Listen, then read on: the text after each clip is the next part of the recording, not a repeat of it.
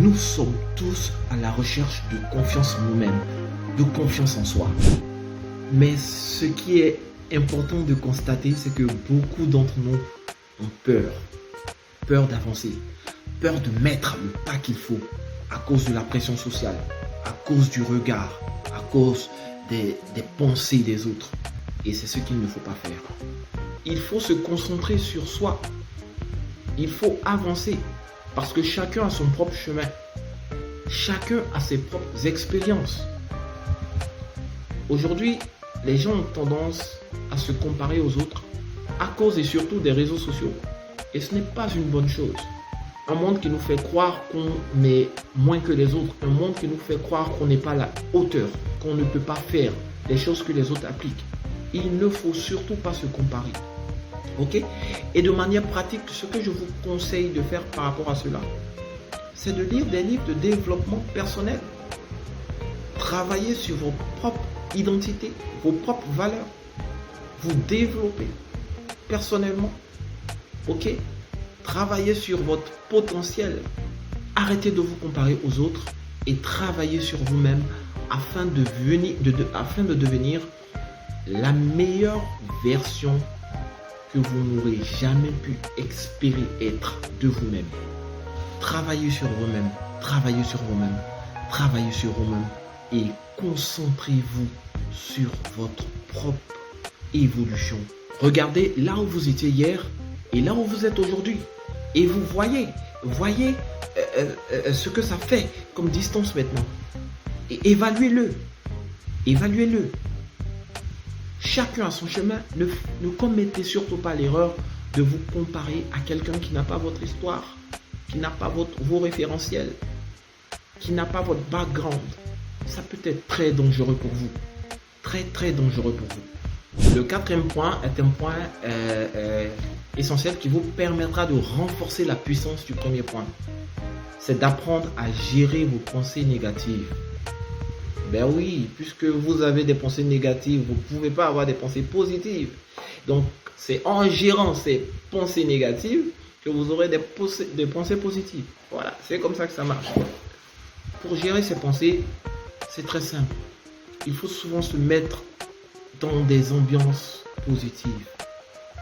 Écouter la musique qu'on aime, pratiquer des gens qu'on estime, des gens qui nous impactent positivement, qui vous emmènent à avoir le moins de pensées négatives.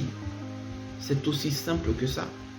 Si vous êtes habitué à être en compagnie des personnes qui vous lancent des pics et qui vous rappellent tout le temps que vous êtes maladroit ou que vous ne savez pas faire ci ou ça, eh bien vous voyez tout de suite que vous allez manquer de confiance en vous-même.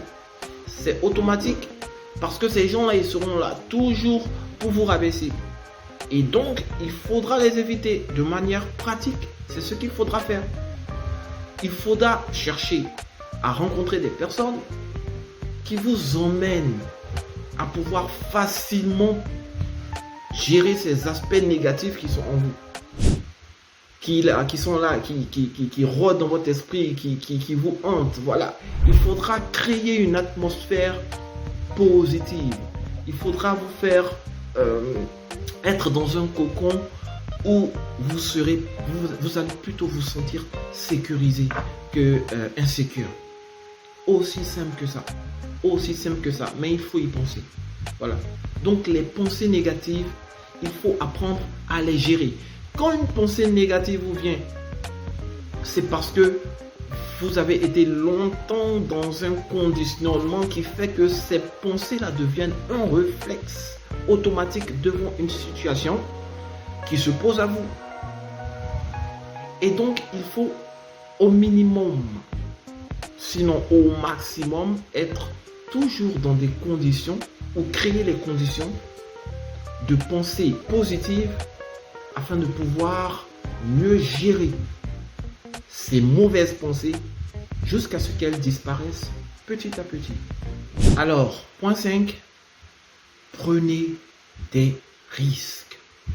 Prenez des risques. Faites des choses nouvelles. Ok? Right? Sortez de votre zone de confort. Ça, on ne le dira jamais assez. Il faut sortir de sa zone de confort.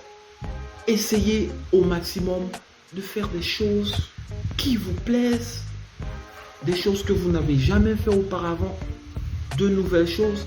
Essayez de vous réinventer. Par exemple, allez nager. Si vous êtes une personne qui a peur de l'eau, il faudra affronter cela. Il faudra aller nager. Il faudra aller faire des longueurs. Voilà. Et ça, c'est mon cas, c'est mon expérience. Je vous la partage. Bon, je vous raconte.